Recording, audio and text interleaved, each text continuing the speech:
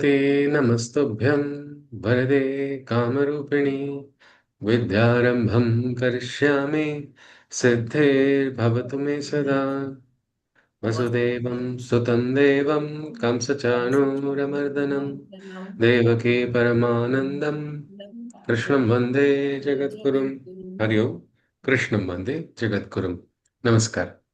Can someone recollect what is it that we saw last? So we form the link and move ahead. Anything you can recollect. Yes, please. Anybody.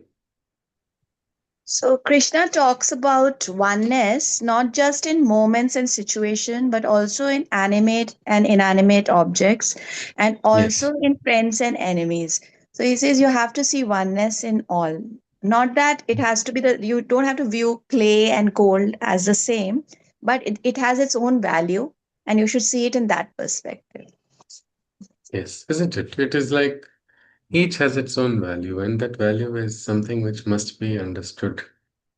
And only when you have samatha or oneness, that will be possible.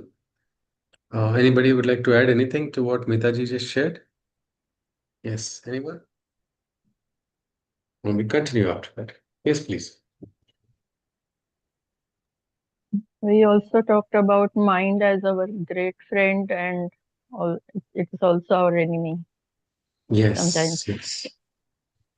The Ripu Atmana and the Atmaiva Bandhu. Means your mind can be your friend, mind can be your enemy, as they say in Hindi. Man changa, to hath mein Ganga. You have a good mind. You're going to, I mean, if your mind is your friend, you will not be troubled. You will find the silver lining even in the darkest moment. And if your mind is your enemy, your brightest moment can appear to be your darkest moment. That is the trick. So, mind, we should always tell our mind, don't mind. Maybe. So let's continue. We go to the 10th shloka. One of the ways for controlling our mind, one of the ways for, preserving our mind from deterioration from a higher consciousness to lower consciousness is through dhyana. So, first technique of meditation was mentioned to us by Krishna. Prana Pano Samakrutva, meaning keep your inhalation and exhalation as one. Focus at this point between the eyebrows. Equalize your time for inhalation, equalize your time for exhalation. What happens then? Now you're actually conscious of your breath. And if you keep doing that regularly, you become conscious of all moments also. So that was already introduced. And when you are doing that, it will be like you don't have to mentally practice samatha, isn't it? It will come to you naturally. Your breathing is not going to get altered just because somebody called you a fool. You're not going to suddenly start having uncontrolled breathing just because you have seen someone who is disturbing. So, this aspect of oneness that is natural through meditation, we will be able to heal ourselves. Through meditation, we can cross over whatever little inner hurdles that we have been experiencing in our life. Now comes the way of meditation, or what should we do, where should we do, how should we do meditation. That is something which Krishna is going to share. Let's continue with the 10th shloka of the 6th adhyaya. Yogi yunjeta sadatam atmanam rahasya sthitah ekaki yatachittatma nirashira parigraha. Krishna says the yogi should seclude and devote himself on immersing and becoming one with the Supreme Self in his solitude, with mind and body in control, free of desire. He should meditate on the soul Krishna has given. Means time should be taken for meditation. The yogi should seclude and devote himself on immersing and becoming one with the Supreme Self. In his solitude, with mind and body in control, free of desire, he should meditate on the soul. Even in the last meditation technique, when you are doing meditation, you are now withdrawing completely. It's like a tortoise. Krishna gives that example elsewhere in the Gita, isn't it? Tortoise receding into the safety of the shell. That is how this type of meditation is. You withdraw from everything. Bahya sparsha means every outer touches also. You have to. Um, why is it important to withdraw? Anybody? Anyone? Because we are the men or women of the world. We belong to the world. We want to bring transformation. Yes, Jay Jay is saying something. Yes, sir. Yes, please, sir. I imagine you withdraw so that you're not influenced by your senses. Yes, isn't it? To not get, because sometimes we have what we call sensory overload, no? That happens to us. Too many things, too many sense thoughts, minds. We sometimes our past experiences or fresh experience. So it becomes just too much. So we need a safe place. We need a place where we can, sometimes recoup. Sometimes you can gather strength. You want to jump and enter into a battle. Tell me any one champion warrior who has run into a battle without a strategy. Who runs without a plan? It's only Don Quixote, isn't it? Into a battle. You have to have a plan. You need to strategize. So for that, you need some withdrawal. You need your safe place. You need a place which is going to be protected. Protected from what? From the outside. But sometimes it needs to be protected from the inside also. Sometimes our biggest demons and monsters which we have to fight, they're all inside and we have to protect it. For that, we need to have this habit of developing a safe place. Because if we don't take care of ourselves, who is going to take care of ourselves? Nobody is. Sometimes we feel somebody should be there. Somebody should be. One person is needed, everybody thinks. One person is there. And that one person only we don't find, and then we feel broken and heartless. I mean, it's so nice, isn't it? When someone is there, it's a blessing. Life becomes blissful. It's like Swarga. But it's not always, no? Like, I think when we are young, we get a lot of pats on our back from elders, no? Elders, very good. What did you do? Great. I drew a straight line. Oh, excellent. You get a appreciation. But as we grow older, slowly the appreciation starts coming down. Sometimes then you want somebody to give a pat on your back. What can you do when you don't have anybody? It's all right. Give a pat on your own back. And one of the ways you can do that is just go quietly into your secret, what we can say, an inner garden that you're having. Quiet place, a safe place. That is your place which you are going to cultivate through dhyana. And that is why it is required. Whether you want to protect yourself or if you want to jump into the field of activity, you need to, as Krishna has also told, isn't it? The inner poise is something which is essential.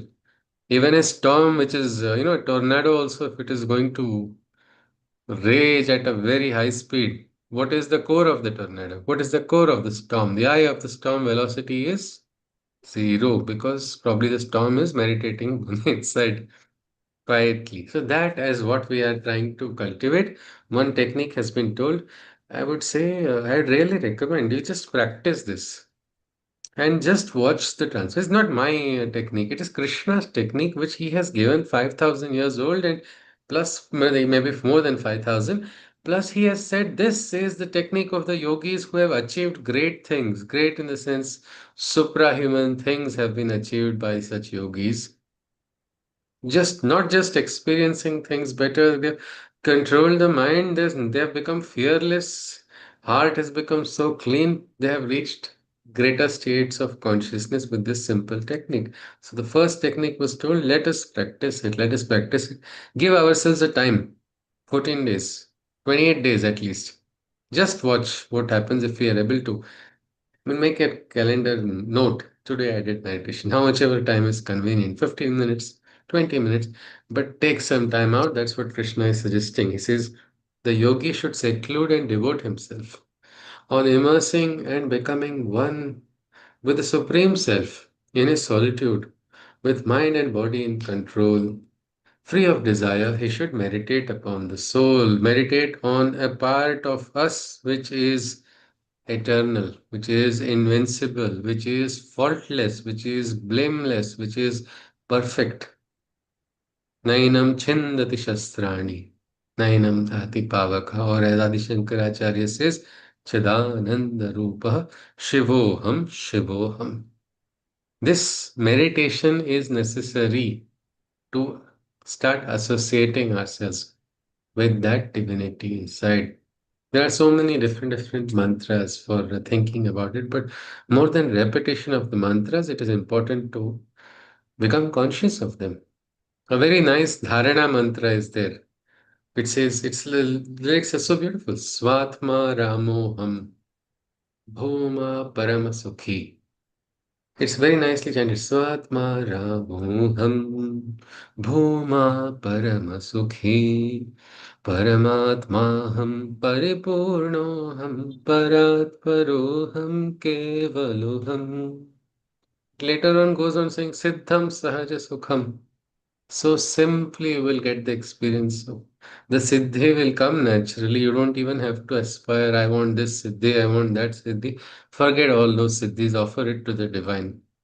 Whatever has to come will come naturally. So meditation is essential. Let us aspire to somehow take some time out for the simple activity which we do, which keeps us alive. Become conscious of your breathing only. One time of the day devoted for it. That's what Krishna is saying. Try to become one. Mind and body in control. Whose control is our mind and body in? That's a big question. Is my mind controlled by me or somebody else has the remote? How many of us know that we are getting influenced by our experiences of the past? Yes, Kalaji is saying something. Yes, please. Kalaji. Absolutely. How is it? What do you think, Ji? Just because we have to reflect on it, I'm asking this question. Some insight on this, what you said just now. Triggers are so, I mean, at the drop of a hat, things Huh. can get triggered. It may have Yeah. not happened now. It's something really in the remote past, and things have changed. Suddenly, no? These are sanskaras, no? Something happened. I still remember when I was a child, I really liked one bhaiya so much. So I would always tell his name. But one more bhaiya asked me to touch fire. I was stupid and I put my hand in fire. I burnt. But because I liked the bhaiya so much, who did it? Is my father asked me that, and I immediately said, "This was this bhaiya." I told the other bhaiya's name because I was already in pain, and then my father went and blasted him so much that his parents stopped talking to my parents. And even now, when I see them, they still, this is something when I was less than 4 years old. But you see that one action, one memory that like sometimes when I was like I was blaming myself for it. But do I need to blame myself? I'm carrying unnecessary burden. No? Mistakes happen, isn't it? Nobody does it purposely. Even if somebody else is holding me responsible, it's their right. They can hold me responsible. But I think if you're evolving, you should really move out of it. As Kalaji said, certain triggers. So then, like, okay, I was naive. I didn't know. I made a mistake when I didn't know. That's not a crime. It's not a crime at all. But to get that realization, it takes time, isn't it? So like that, there are so many little things, as Kalaji said. So let our past not control our own present. Let our past. Yes, Kalaji wants to add something. Like Yes, someone please. said, a sleepy conscience and a bad memory will take you far away. But a sleepy conscience, imagine a security guard having that. A bad memory also. It won't work. A doctor having it will not work. So many places it does not. But one way, sometimes it's better to be like that. It's better if you're triggering yourself by some past, you're remembering continuously that, "Oh, I did this, I did this, I did this, all this, I was responsible." If you're beating yourself so much, it's better to forget What you did if then hurt yourself. That point, I think on that point, I agree with Kalaji. It's much better sometimes. Thoughts It's come not to our my heads. Yes, quote. It's not yes, mine, yes, it's yes. But the point someone's. of view, Yeah. yes, you, Yeah. yes, yes. The context is, they say context is king. So, yes. So, this is something. So, mind and body in control. So, Sharira also should be in our control. Our Sharira cannot run after desires. We cannot let our share, oh, I like that person so much, I ran after that person. What is the meaning of that? Or a food or some other sense which is just taking a person, carrying away a person who is a breathing, living entity who is having a personality, all is destroyed. So that has to be controlled, and the best way you can control is through meditation. Now comes the interesting part. How should we, where should we meditate, or what are the, like people do pranayam, isn't it? For pranayam, there are rules. What they say, pathya, what should be done, what should not be done. They say at least 4 hours before pranayam, your food should be empty. I mean, your stomach should be empty. You should not have eaten anything at least 4 hours before. Why? Because if you eat something, that's going to weigh on your conscience, on your consciousness. It will weigh on your consciousness. Imagine you have eaten some food, it's still undigested, it's still inside. When you do the pranayam, you will neither be able to experience the benefit of the pranayam, nor will you be able to have proper digestion at that time. Digestion also gets disturbed. So, like that, what are the steps Krishna is sharing? Let us see. 11th shloka. He doesn't give too much because Arjuna is in the middle of a battlefield, but what he gives is still enough for us. 11th shloka. शुचौ देशे प्रतिष्ठाप्य स्थिरमासनमात्मनः नात्युच्छ्रितं नातिनीचं चैलाजिनं कुशोत्तरम्. For this, a pure and clean place should be assigned. Where are you meditating? A pure and clean place. Krishna says, for this, a pure and clean place should be assigned. A position neither too high nor too low he may find. Meditating steadfast on the self, he must assume his seat made of deer skin, kusha grass, or a natural cloth sheet. We'll just revisit this sloka again. For this, a pure and clean place should be assigned, a position neither too high nor too low he may find. Meditating steadfast on the self, he must assume his seat made of deerskin, kusha grass, or a natural cloth sheet. So, a pure and clean place. Well, you want to have clean thoughts? Well, first step, clean the place. How does cleaning of a place help in cleaning up of thoughts? Anybody?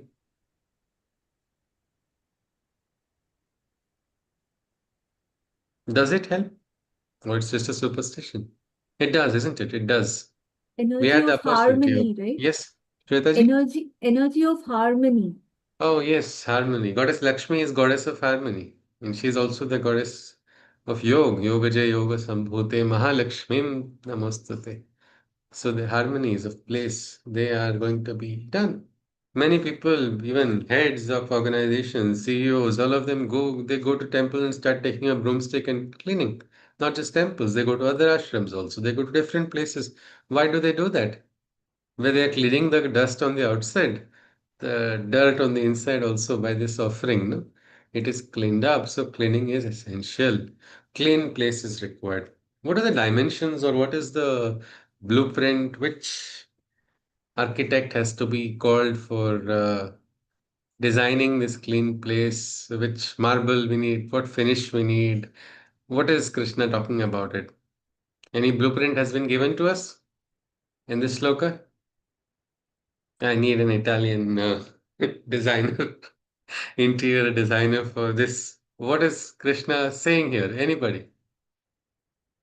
Nothing, isn't it? He's just saying clean place, depending on your space. You are having a big home, lovely. You can have a prakoshta, a room only for meditation. That's fine. But if you don't have a home, you are just having in what we call, say, people say 1 BHK. How will I do that? Well, one tile is mine, no? One tile I can dedicate that much at least, isn't it? One tile is the tile where I sit and meditate. Let me dedicate that place. Let me consecrate that place. Let me cleanse that place. That place is going to be mine. Select one place. A position neither too high nor too low he may find. It's also symbolic. I gave you a funny experience of mine trying to meditate as if I'm on the Himalayas while going in a park, sitting on the compound wall of that park. Immediately, whatever ahankar was there, the security guard brought it down. So, too high place or too low. Don't make yourself, I am nothing, I'm hopeless. And get a steady place, a place where you can sit quietly in a steady manner. You're not unsteady, neither too high nor too low. Meditate steadfastly on the self. You must assume your seat. Take the asana. Only a monkey keeps running around all the time. The dhyana, whoever is doing dhyana, should have that one place, a steady place to sit and meditate. And next comes the interesting part. He says you have to have a seat which is made out of either deer skin, kusha grass, or a natural cloth sheet. Today's day, if we don't want to go to jail, I think we can avoid deer skin completely because that's not possible. But kusha grass, is it possible? Anybody? Is it possible for us to get a kusha grass seat or even darbha mats are available, isn't it? Nowadays, everything is available. You don't have to go somewhere, just online. You can also get one. So that is possible, yes. But say you're not able to afford it or you're not able to find it. It's all right. Just a natural cloth, a sheet of cloth can also do that. That is interesting. But the question is, why do we need a seat? Anybody? One wonders, why is a seat necessary? In our homes, have we heard of this concept called earthing? Yes. What is that? Anyone? Grounding yourself. Yes, Shwetaji? Grounding yourself. Okay, grounding. What is that? Connecting to the Mother Earth. Connecting to the? Mother Earth, like floor. Okay, means what does it do? I mean, what do you mean by connecting to the mother? Do you mean metaphysically or literally, or what is it? No, Current passes through. it's energy of the Mother Earth. Energy current passes through that. Okay, yes. Abhaji is talking about current. Shwetaji is also talking about current? Electricity? I don't know if Appliances? it's electricity. Appliances? No, you're not. Okay, Abhaji is talking about appliances or electrical connection. Do we have something called earthing in our electrical connection? A body is good conductor of electricity, so maybe Okay, the yes. And in our, if you see our switchboard also, we need to have it so that the Bhuma or the earth is the perfect, we can say receiver. It can just, whatever, no shocks will come back. If there's a good earthing, you're not going to have what we call a coming back of the current. So there is one line which goes to the earth. And again, somebody said our body is a good conductor, meaning we can get discharged, isn't it? So a seat can help us. An asan, why the yogis would do that is sit on that asan and start cultivating your consciousness, cultivating your charge. You sit on the cold floor, you will lose your consciousness. Instead, have a unless you are a really great yogi that you have your rate of charging is greater than the rate of discharging, that's fine. But still, greatest of great yogis always had something to sit on, isn't it? That was a simple reason. And what are we going to do in that one space that we have, whether it is one tile or one room? We are going to use that same place for meditation. We're not going to keep today I sat on the sofa and did dhyana, one more day I sat on another chair, one more day I did another place, because that place will start becoming your conscious center. It will be like a temple. Many of us have felt calmness after going to a temple, isn't it? Maybe when it's not very crowded, but that calmness comes to us or not, because that atmosphere is charged. And that is what we are going to do through dhyana. We are going to cultivate a space, a sacred space for ourselves, so that a time will come when your sadhana has created such a strong sanskara that not just you, when anybody comes to that particular place, they'll feel calm and peaceful. That is possible. That is possible. And some people have converted homes into ashrams. Their entire home feels like an ashram. I've known some people who have done that. It is how you live, how you breathe, how you dwell. Same thing with your dhyana also, and Krishna is talking about the same thing here. So find a place, it has to be clean. Clean it yourself so that you are going to participate consciously in the process. Your meditation begins from there. Get a position, one place, like this Eka Devo Bhava, like that one place for your dhyana. Try to experience in one place only. Neither too high nor too low. Steadfastly meditate on the self. Focus at this point. Focus, control your breathing. And let there be a seat, let there be an asana. If you are not able to order any mats from online, you nothing available. Just take a nice clean cloth sheet. He's not even said it has to be made in this place or this brand. Nothing. Krishna is not endorsing. You will not see any advertisements in 700 shlokas. Unlike everywhere else, we see that. So any sheet, but let that be a clean cloth sheet. That be your sheet which is used for your sadhana. So dedicate that. That much can be done definitely. Krishna goes on. Tatraikagram manaha kritva yatachittendriyakriyaha upavishyasane yunjad yogam atma vishuddhaye. There with a single-minded devotion that is firm with his mind, a control over senses he must affirm. On his asana, the seat, deeply absorbed in meditation, he must engage in his whole being's integral purification. So, a single minded devotion, ekagrata, that is essential. And it's a firm devotion, meaning I'm sitting for dhyana. My mind should focus on nothing else, on becoming one with the divine. Not which chutney is going to come now after some time with my food, which I am going to get. Because most of the time, thoughts travel everywhere. Suddenly, somebody, oh, yes, that deal is now going to become very successful. Or today, that person spoke to me in such a bad way. I was thinking he's having a lot of ego. All these are 100,000 thoughts which trouble us. Well, we need what we call ekagrata, control, a devotion that is firm. Focus on the divine. Like, what is it that we can focus on the divine? Anybody? Everybody can have a different aspect. It doesn't have to be one. Each person can appreciate anything special about the divine which relates to their heart. Anyone, if you can to focus on one thing of the divine, which will help you in your meditation. Can someone share something? Feel the भगवान का serene नाम Sarita ji, sorry, what did you say? मैंने कहा भगवान का नाम Okay, जाप Namasmaran. Okay, that's a great one. It's like whichever, no, it's like to say Ram, Ram, or Ma. I know one place where I went, it was just repetition of the word Ma.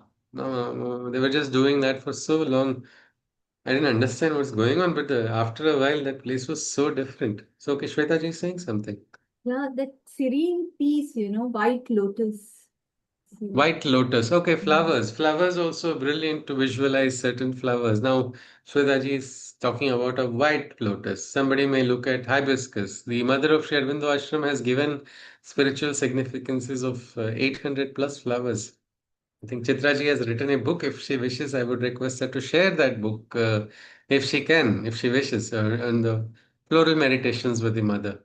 Each flower has a significance. The Ganesha is offered hibiscus. The mother had written about hibiscus being dynamic power.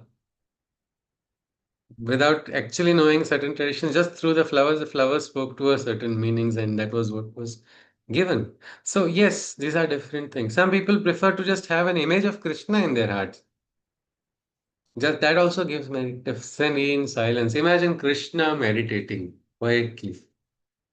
So calm, so peaceful. Not even a hair, not a hair on his hand, also anywhere.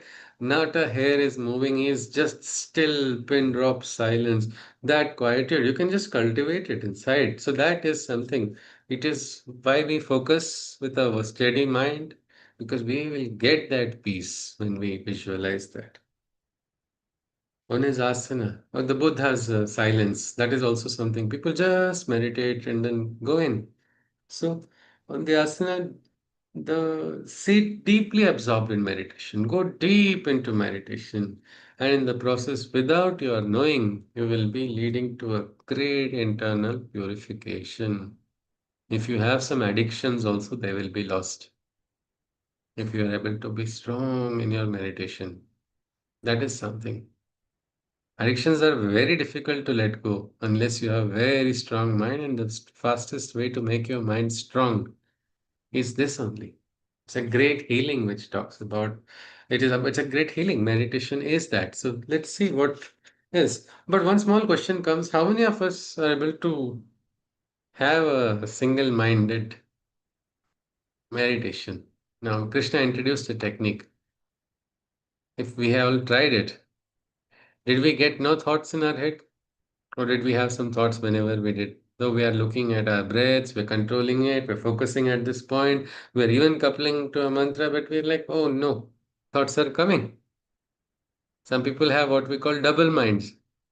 Means their minds are very strong and active. So one mind is doing everything very sincerely. Everything, meaning whatever Krishna has told is being done. But the second mind is going across the world. I will say around the world in 80 days. No, around the world in 80 seconds. So many. Yes, Kalash is saying something. Yes, please. Please unmute. Yes. For me, I realized extreme focus is needed. Otherwise, even a fraction of a second, Yes. your Yes. focus is gone, your mind Gone. is gone somewhere. Ah, Monkey yes, mind yes. jumps all over. Yes, yes. And that is why, because Krishna talks about thoughtlessness. And like less thought is also enough. What thoughtless seems so far away. Mitaji is saying something. Yes, Yeah, sir. but in certain techniques that I've come across, they say you should not try and stop the thoughts. Let them come and go, because then you'll be Yes. wasting a lot of energy in trying to repress those thoughts. So after some time, the thoughts themselves kind of Correct. recede. Yes, yes. But some people don't have patience, Mitaji. It's like the thought has come in. Now I have decided I'm not going to go away. But then suddenly, yes, yes, that day I met my friend. Then he was eating that particular food. Yeah, I have not eaten that in so many days. The thought just goes on, and before we know it, the mantra has stopped and this thought has taken control. So, for that, you will be surprised. Krishna gives a very nice way of becoming thoughtless also. We'll look at the next sloka, and in an instantaneous thoughtlessness that is shared by Krishna. It's crazy how we can experience that. And these are the only two techniques in the Gita. Both are a blink and a miss technique. A shloka is there. Many people look at the shloka and still they give 20 pages explanation of the shloka, but don't realize that the shloka is actually a technique given by Krishna. So let's look at this next shloka, which is the 13th shloka. And never again will Krishna talk about meditation in the Gita. He is not going to authorize Arjuna to start Arjuna Meditation Center. Arjuna is going to do something else. But this shloka is there, the second one. We'll even practice that. Try that once. Samam kaya shirogrivam dharayan nachalam sthiraha samprekshya nasikagram swam dishashchana valokayan. Krishna says here, he says, keeping the body, neck, head erect and immobile, a stable position he must take in this style. So he's talking about all being in a line, the body, neck, the head, all in a vertical line. I mean, you're sitting quietly, be in one straight line. Otherwise, people are like leaning tower of Pisa only, or they just go into some other state. But let that be there. Sit in a wonderful way. Sometimes people are not able to. One of the nice asanas is Vajrasana. You sit in Vajrasana, you cannot bend your back only. But of course, then the knees may hurt if your seat is not good and you don't have the habit. So you can try, but try to sit in a what we can say with the body, neck, and head erect is what Krishna is saying. A stable position he must take in this style without his mind or eyes glancing in any other direction. Meaning, don't let your eyes go here, there. Many times, people, while they're meditating, one eye opens. Who is watching me? How am I looking while I'm meditating? These are all thoughts which are all external, which we do not want. Don't let the mind travel anywhere. Don't let your thoughts also travel anywhere. Krishna tells this is the simplest, the last part. Keeping the body, neck, head erect and immobile, a stable position he must take in this style, without his mind or eyes glancing in any other direction. On the nose's tip, he must focus his attention. Nasikagra dhyana. This is a technique Krishna is telling. Focus at the tip of your nose, is what he says. Can we try that for a moment now? I will not tell you to do it for 2 minutes like the last technique. This, I don't think we can sustain it. But let us just tell you this. It is sit in whichever position you are. If you are in a chair, if you're on, you can fold your legs and sit in Padmasana, brilliant. Ardha Padmasana, also brilliant. Sukhasana, even brilliant, no problem. Whichever is comfortable, sit in that. Let your body, neck, head, everything be, just imagine it to be vertical like a line. Now, focus on the tip of your nose. If thoughts are still coming, why don't we just open our eyes and focus for a moment? Open our eyes and focus at the tip of the nose and then close. Just let us try keeping our eyes open for a moment and just let us see for maybe 10 seconds. Let's start. Hariom.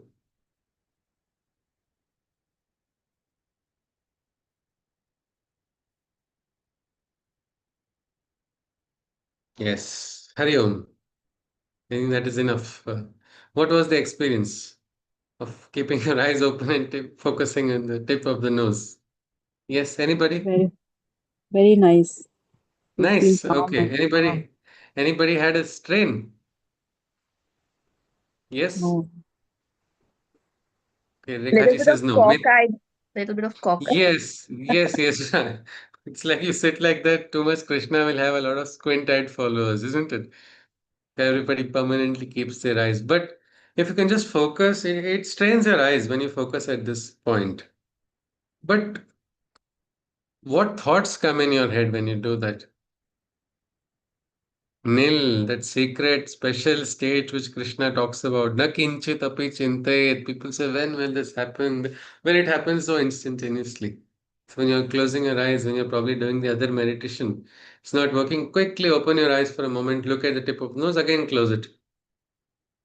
It's so simple. Thoughts get controlled. Thoughts can get controlled. So there are just two techniques. One is about keeping the breath in your control, but still you're getting troubled by thoughts. Well, this is the second. Nasikagra dhyan, tip of the nose. Focus at the tip of the nose, and again close your eyes quickly and meditate. You will get a different type, a different quality of meditation is there. So with this, we continue to the next shloka. Unless anybody wishes to ask or share something about this technique, you are welcome, or we move to the next shloka. Yes? All right.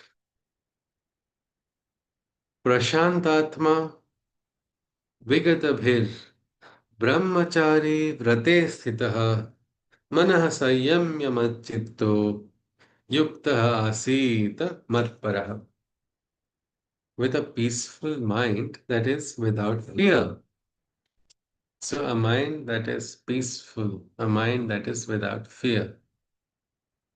And what should we fear when we know that there is a divine? If there is a divine, you have nothing to be afraid of. Seeking the divine, the seek. What is like this? Is Jako Rakhe Saya Mar Sake Na Koi. Who is that? Who can stand against you when you stand with the divine? Nobody. There is no one. So, first is with a peaceful mind, that is without fear. The vow of celibacy he must bear. Brahmacharya Vratisthita. The vow of celibacy he must bear.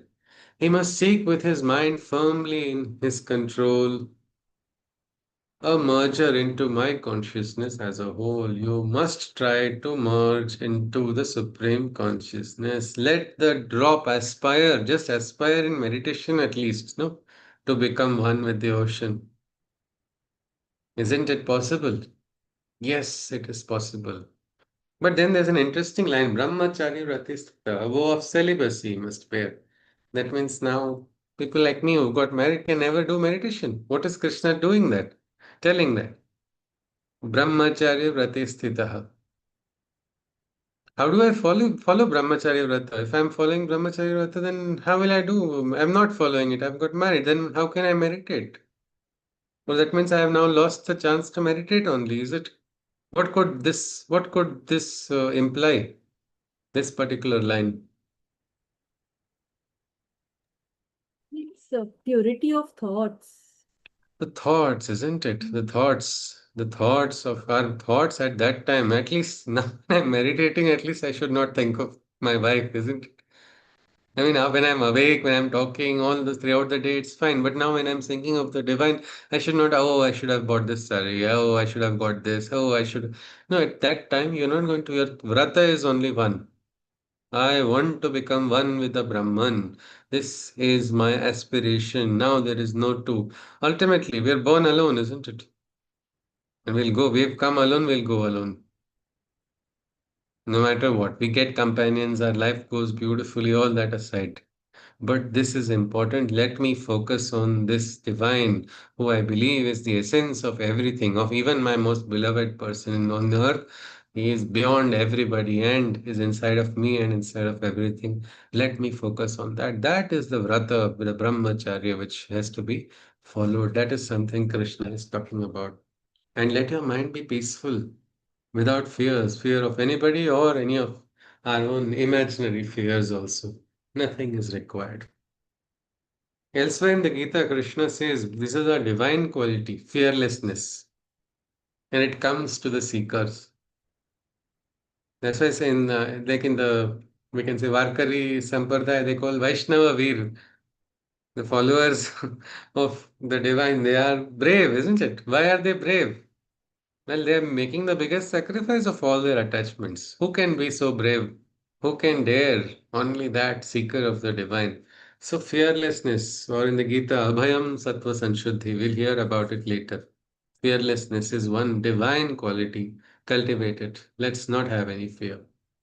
Even a mouse can become a lion while meditating. Agreed or not? And then when that mouse gets the sakshatkar, then it can really become something brilliant, something bigger. It will become Vahana of Ganesha only then. That Vahana need not worry about anything. So let's continue. Yunjannevam sadatmanam yogi niyatamanasah shantim nirvana paramam matsthamam adhigacchati. Towards the self, directing and channeling the mind. Always in yoga, that being when you find the supreme peace attains he with the nirvana of Brahma that is founded in me. Krishna says that person who is now seeking the divine, who's channeling the mind towards the divine. A simple question comes to mind. If you channel your mind to the divine, what are your troubles of the world going to be? Will life's experiences trouble you? Will you be worried about what you did, what you did not do, or what is going to happen, what is going to happen in the future? Sometimes people get troubles, isn't it? It's like a young friend of mine, she got the worst diagnosis anybody can get. She got disturbed very much to the point she said, I don't want to live. I don't want to spend my parents' money. Their hard-earned money is going to go in my treatment. It's going to be impossible. Plus, I'm going to be given only few months to live according to a doctor. Why should I even take this part? It was like Arjuna running away from the battle. But somehow she, cultivated that courage. And then now she's understood something brilliant, something beyond. And she even, the doctor's statement on this fell apart. 6 months are long over. She's living, rocking, and life is going so brilliantly. Well, this aspect comes when a perspective changes, a shift of perspective happens. A shift of her life changed completely because of that diagnosis. I remember when she told me that news, I was shocked and I had a conversation with her. I was telling her, don't feel bad, but I was trying to not cry listening to that news only because it was so difficult to bear. And she was like, how can I, when this report is telling this, and how can I wanted to start a family? How will I start? What will happen? I have not taken the first step also. I was like, nobody can. The only point I could tell is nobody can predict or prevent you from dreaming. Nobody can stop you from seeing a dream. She's like, how that paper is there? I said, no, even if that paper is there, that was just my wishful thinking. My voice was shaking, but I was not trying to show any emotion in that. But that is true. It is true. She is a living proof for me. From absolute abyss, also a person can come to light. A person can see, and such transformations can take place in life. Well, it is possible, and the shift of perspective happens. Same type of shift happens when we connect with that Brahma Nirvana. All our life's difficult moments, they suddenly become insignificant. It's like the horse which is driven is, bound by so many chains. Suddenly realizes I am no ordinary horse. I am the Pegasus. These chains they fall down, the chains fall, and this horse is now going skywards. It's the gift of the gods for humanity. Something like that happens. The shift takes place. So, this is what Krishna is saying. When that person is always seeking the divine, what happens then? The person finds the divine. The person experiences the presence of the divine. The person becomes the bearer of Brahma Nirvana. Brahma Nirvana is found inside of that individual. That person becomes a beacon of light, a beacon of peace. That is what Krishna is talking about. So far, Krishna has not prevented anybody from walking on the path, isn't it? Only next shloka we will see Krishna is saying this path is banned for some people. Now, is it going to become like the other religions? Is Krishna going to change? Let us see the shloka. नात्यश्नतस्तु योगोऽस्ति न चैकान्तं मनश्नतः न चाति स्वप्नशीलस्य जाग्रतो नैव चार्जन. Oh Arjuna, understand this yoga's way, and to whom this is barred, I verily say. It is certainly not for him who in sleep and food indulges, and also not for he who rigidly renounces both urges. I'll repeat it once more. O Arjuna, understand this yoga's way, and to whom this path is barred, I verily say, it is certainly not for him who in sleep and food indulges, and also not for he who rigidly renounces both urges. It is simple. Krishna is not giving a blanket ban because you did not tell my name properly or you told my name only this many times. Nothing. He's not saying that. Who is prevented from walking on this path, which is requiring us to have self control? Well, the person who has no self control cannot walk on this path. It is as simple as that. It is not like a punishment or a curse of Krishna. It is just a simple cause and effect.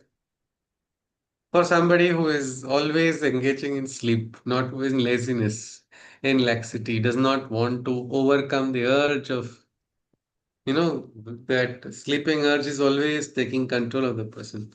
What will such a person do? Nothing, isn't it? So that person cannot walk on this way. Same is for that person who is indulging in food. There's something called live to eat, and there's something called eat to live, isn't it? There's a difference. Yogi, it is always said, yogi eats one time a day.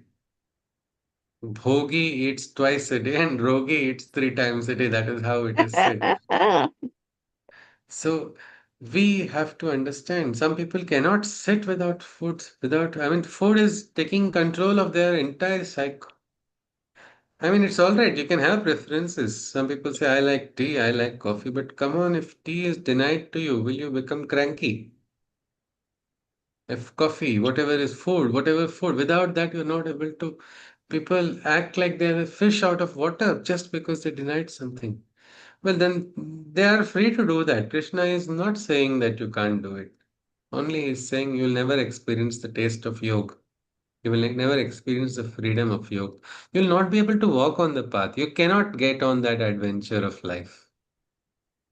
You'll be missing out on that brilliant adventure of sadhana also if you are getting lost in your cravings.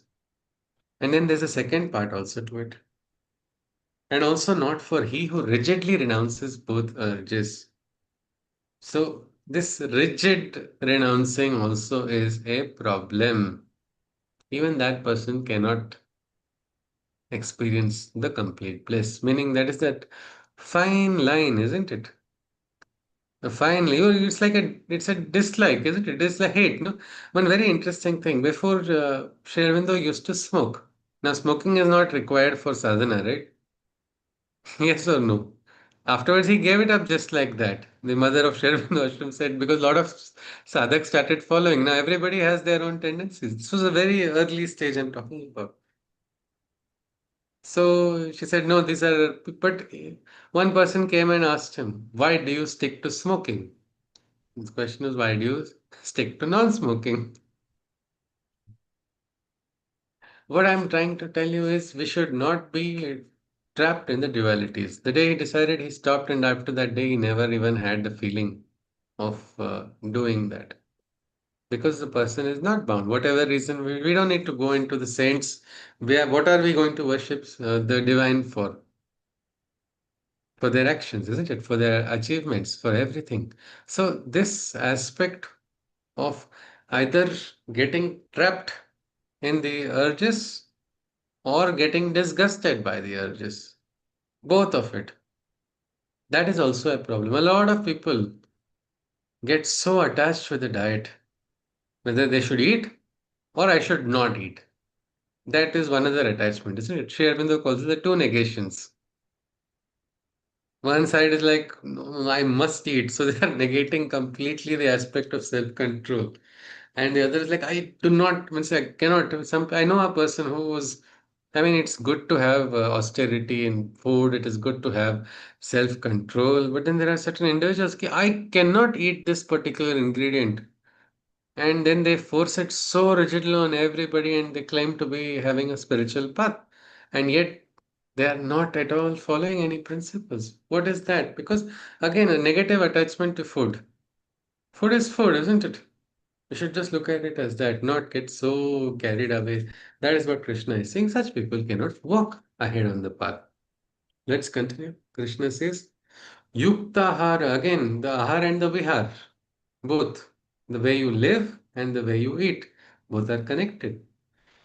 Yukta Ahara Viharasya, Yukta Cheshthasya Karmasu, Yukta Swapnavabodhasya, Yogo Bhavati Dukkha. Krishna says, all sorrows begin to cease and disappear when the state of yoga approaches near, wherein the sleep, awakening, and food is in regulation, and works too when the mind engages in regulated action.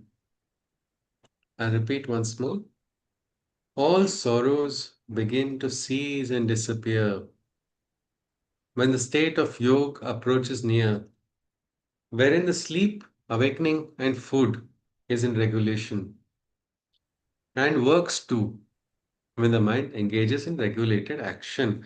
So, a regulated action or discipline, this is very essential. What is discipline? It is something which is done regularly, isn't it? And see, I have devotion, but I don't have discipline. Can I do anything? Yes. Without discipline, is devotion enough? No, isn't it? It's just like I have a I have a fan, but I don't have electricity. What's the use? It is as simple as that. Shraddha should be coupled with saburi. Perseverance is 100% necessary. Without that, what is going to happen? And in that, there should be regulation. Regulation in what? Regulation in the sleep, regulation in the awakening, regulation in the food, even works too. Work also, there should be regulation, is what Krishna is saying. And then watch what's going to happen. Sorrows of life will slowly start disappearing. Anytime, I think when somebody gets into a good physical discipline, you start feeling good, isn't it? The doctors will say yes, because our endorphins are being released. Yes, but not only just by that action. You're doing it regulatedly, slowly discipline creeps throughout the entire routine of your day.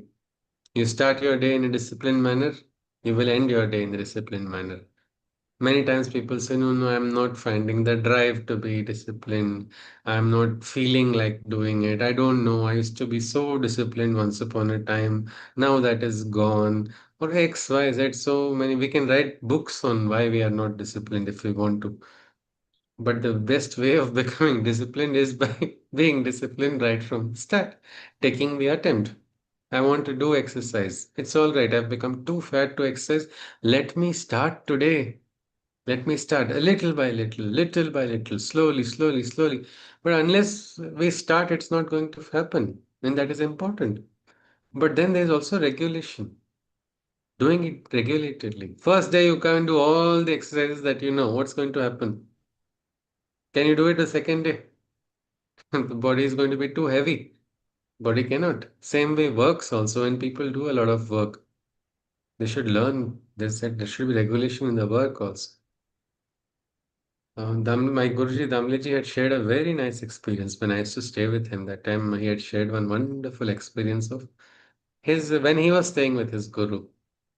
And I could have dialogues when I was there at that time with my Guruji. But Damleji's Guru and he did not have too much of dialogue. There was not much of a difference in age also. And he was himself an executive. After leaving everything, he started living there. So he was doing some work in the evening on the table and some work was going on. His guru just came and just patted him slightly, and he used to call him Damleji only. He said, Damleji, काम बंद करना भी आना चाहिए. That's all he said, and he went ahead.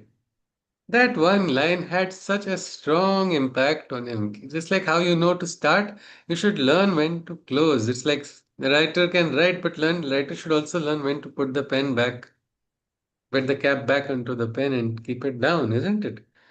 Because what is going to happen otherwise? There will be what we call attrition, isn't it? A draining off, no? Our capacities, we will not be able to sustain it. Nobody can. Then sometimes even the greatest, one sadhak who has done a lot of work is respected by so much, but at in a later stage of life, develop got a stroke. For what? Because discipline is there, but not too much of whether it's your, the actions have to be regulated. Otherwise, how will it be done? So this is a very important aspect, what we call about self-care. Yukta ahar, yukta vihar. I cannot overwork today thinking I am young and I want to just use all my energies. If I don't take care of my body will not support me. If I want to go the long way, I'll have to do it. I'll have to have that discipline. That's what Krishna is saying. Sleep also, awakening also. Nobody died because of not sleeping. That is true, isn't it? But lack of sleep creates other troubles. So I should realize that I should not oversleep also, but I should not undersleep also. My sleep has to be proper. Same with the food. Food also has to be regulated. Should we enjoy the food we eat or should we consider this is tuchha? Should we enjoy the food that we eat? Anybody? Yes. If yes, why? Why yes?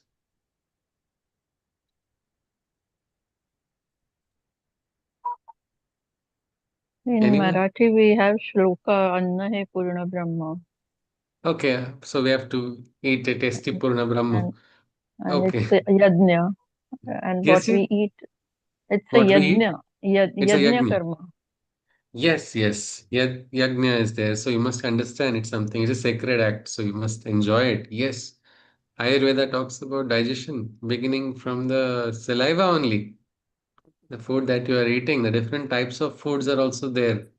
Different foods, we can say they all are required, little bit of all, but in regulation. And when you enjoy what you do, when you enjoy what you eat, that food becomes well assimilated in your body. Assimilation also is improved. That is important. In the farm, in the village, this farmer is giving all the best nutrition food, but the cow is not giving milk only. It's like, what is wrong? ये क्या हो रहा है? मैं तो ये खिला रहा हूँ, ये भी फीड भी दे रहा हूँ, ये भी दे रहा हूँ, ये सप्लीमेंट्स भी दे रहा हूँ, कुछ नहीं. Well, उसका conversion ratio में problem है. Something is there which is not, it is not getting assimilated. That is also happening sometimes. We eat very good food, but it doesn't assimilate because we're not enjoying it, we're not conscious of it. So eat in regulation, sleep in regulation, work in regulation, but let that be a part of your life which is done consciously with joy. So I think with this we are ready to conclude. We just look at one shloka, 18th shloka, and then we'll stop. Yada vinayatam chittam atmani eva vatishthate nispruha sarvakamebhyo yukta ityujyate tada. So when the mind and the intellect have perfectly converged in the state of the self, they have truly merged. When from all forms of desires he is liberated, the state of union or yoga he is said to have attained. So mana, buddhi, what we talked about, ekagrata, everything, your intellect, your mind, all shall become one. They shall merge into that oneness of the divine. Like so many different rivers, they merge into the ocean and they become a part of that supreme ocean. Like that, all those little desires, they've become too petty for you. You have just transcended all of them. They have been, you are now liberated. You are engaging in oneness with the divine. Just like how Tukaram had told. I went to see God. I didn't know when I became one. That is the state, and that is what our scriptures offer us an opportunity to be one with the divine.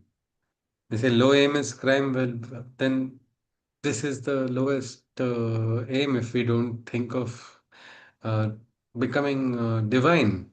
Then there is something we are missing out in the entire purpose of our life. We are born to become divine. We have to reach that, and that when that happens, you are already free. You are a Jivan Mukta. Living life as a Jivan Mukta is a great experience that must be experienced. It's simple. It's simple. You don't, nothing else is required except becoming conscious. Wherever you are, whatever situation you are in, you can experience that. What is the meaning of Jivan Mukta? But that requires sadhana, and that is something which needs to be done. So, with this, we conclude. Before we just look at if any questions, I'll just repeat that meditation technique again. So there were two techniques that were introduced by Krishna. The first one was a technique which is involving us to equalize our breath, inhalation and exhalation, prana, pana, samakrutva. So the time you take for it, some people have good lung capacities. They can do it for 3 seconds, 4 seconds, inhalation, 4 second inhalation, exhalation. Or if it's just 2 seconds, 3 seconds, it varies with individual. Whatever is comfortable to you. Just equalize your inhalation and exhalation. Focus at the tip of the forehead. That was the first technique. How much time? How much ever time you can. If you can do it for 15 minutes, brilliant. Even longer, excellent. Time has not a constraint at all. As much as you can. That's not a problem. And but then sometimes thoughts trouble us. So for that, the Nasikagra Dhyan has been taught. Krishna is telling us focus at the tip of the nose. We can just focus right at the tip of the nose. I think as a child, we must have always made squint eyes, isn't it? Well, now is the time to practice. Then perfect. Just focus Focus at the tip of the nose, but don't keep your eyes open all the time. It'll give you a headache. So close your eyes every time the thought comes, but experience that thoughtlessness. Some people I know have, they like to alternate between those two techniques while in meditation only. Meaning, when they are doing the other technique, thoughts are troubling them. Immediately, they do this for a few moments and again go back to that. So, that's also possible. And the experiences that have to come from meditation, well, they are yours to take. Krishna is not trying to bias you by by like, what we call confirmation bias or anything of that. He's keeping you free. Get your experience. Choose your own experience, what you have to get. He's not saying this will, your Kundalini will start awakening, it will start overflowing, nothing of that sort he is saying. He's not saying this particular chakra is going to start revolving at this RPM, all of that, nothing. What has to come, let it come. Let it come to you on your own. Do not visualize on that. Focus on the Kriya. Consequence, let it come, whatever it is. And remember one thing, not to give too much importance to anything except the focus on the action. And once the experience comes, also, what are we going to do after getting a spiritual experience? Anybody? We're going to leave our families. We're going to leave our works, leave our duties after we get experience. I saw Krishna today. After this, I don't know anybody else in the world. Can I leave everything? And Krishna only will come and give me one slap for that if I do it. But why these experiences are there? They have to get assimilated. Get the experience, keep it. Don't go sharing it to everybody. Sometimes you lose whatever experience you get just in the hot air that is thrown out from our mouth. And keep it quietly, keep it secret also is fine. Unless we need to get some understanding, we can go consult some guru. But otherwise, keep it inside. But gather it slowly. And then a different transformation will come when it's assimilated. Because experiences have to become what Marathi nice word is there, Atmasar. It must become one with you. It must become a part of you. It's like swimming, you learnt once, it remains with you, isn't it? Or cycling. It's like that. Let that experience not be just a faint memory of a time that is long gone. That time I got the experience. You can forget that. Krishna is not even talking about it. He's just told the technique to do it. Yes. So with this, we can conclude. And one more thing, I'll come to Shwetaji in one moment. About a place, Krishna has told whether you are having a big home or small home, he does not care. Find a place to meditate, whether it's one tile or one room, whatever flooring, marble flooring or just red oxide, matters not. Find your place, let that place be one. Don't keep changing your places. Have a asana and sit in a comfortable position so that that will be your sthana, that will become the place which will have your vibes also, your vibration, your aura, everything will start emanating from that place only. Others will also feel your peace. Yes, with this, I'm done. Shweta is saying something? Yes, please. Yeah, so you said gathering the experiences without telling anybody. Uh, Yeah. so wouldn't it mean like owning it? Like we should not own it, right? Like, Sorry, but then your voice also, has become too soft. Gathering the experiences without what? no, so experiences, you said like gather it and not to share it with anybody, like just to keep it. But wouldn't that mean owning it? Wouldn't it like be better to like I've also heard that we should not keep anything. We should just offer it back to the divine. The divine you are offering, no, not going and chatting about it with everybody, isn't it? And what Hmm. happens when you chat with someone about your experience? I got this spiritual experience. Go and tell this to somebody. What will the reaction be? Yeah, They'll say yeah, you're yeah. a No, fool. not that.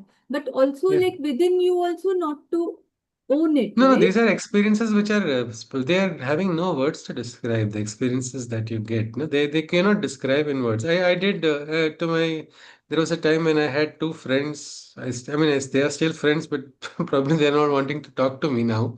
But that time we had formed a group where we decided let's share. We'll share everything. We'll share whatever we want to. But two of them had a different wavelength, and then with the topic of miracles came.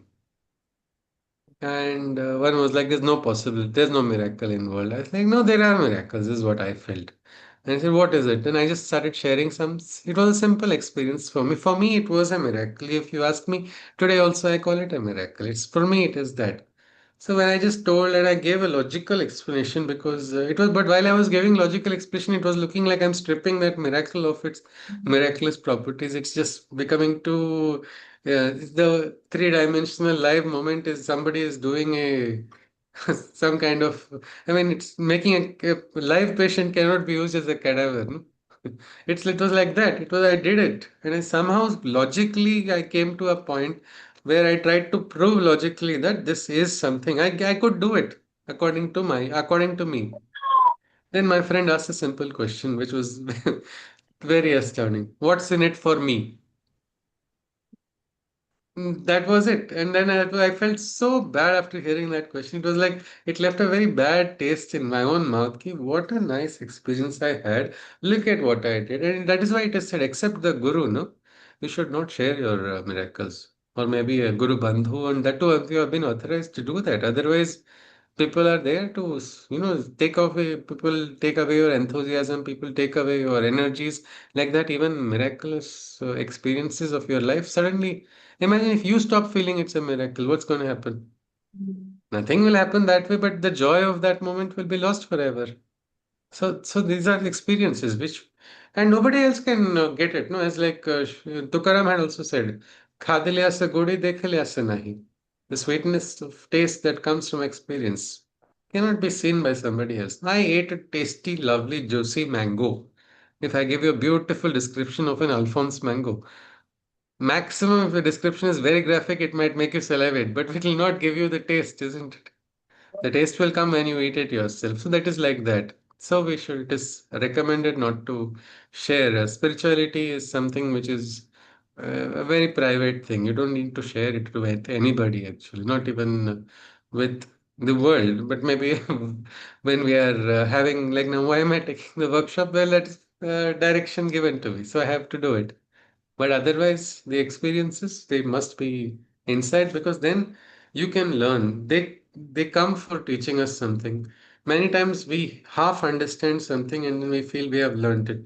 Only when we keep it inside, we start it becomes, it percolates our system and we understand it better. That's what I feel.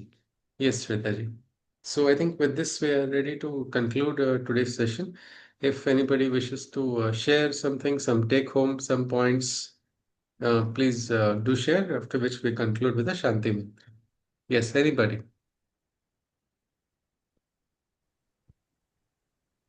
My takeaway today would be like living consciously and joyfully a moderate life with discipline and regulation. Yeah. Okay, okay. Discipline, regulation, consciously and Moderation. joyfully. Regulated life, we can say, no? Hmm. Regulated. Regulated. Yeah. Because Damleji always says, be an ordinary person leading an extraordinary life. So we don't have to have moderation in the extraordinariness. Let us experience it, but let us just have that aspect of discipline. Yes, Kalaji is sharing something. Yes, ma'am. Your previous example, I was thinking, you find such drips in all walks of life. It need not be a spiritual experience. Oh, I yes. constantly come across such people. These are teachers, no? They say Durjanam Prathamam Vande Sajjanam Tarantaram. That was a great experience. After that, I learned to keep quiet. It was useful keeping quiet. Yeah. So I should be grateful to my friend for teaching that, no? So yes, absolutely, Kalaji. Yes. So I think with this, we are, unless anybody wishes to add anything, can we conclude? Yeah. All right then. Let's conclude with the Shanti Mantra. Hari Om. सर्वे भवन्तु सुखिनः सर्वे सन्तु निरामयाः सर्वे भद्राणि पश्यन्तु मा कश्चित् दुःखभाग् भवेत् हरि ओम तत्सत् कृष्णं वन्दे जगद्गुरुं हरि ओम पुनर्मिलम् see you Thank tomorrow. you. Thank you Hariom. ji. Hariom. Namaskar. Thank Thank you. you. Hari Hari Om. Om. Thank you. Namaste. Hariom. Namaste. Hari Om ji. Namaskar. Hari Om. Hariom. Hari Om. Namaste. Namaste. Yes. Hari Om.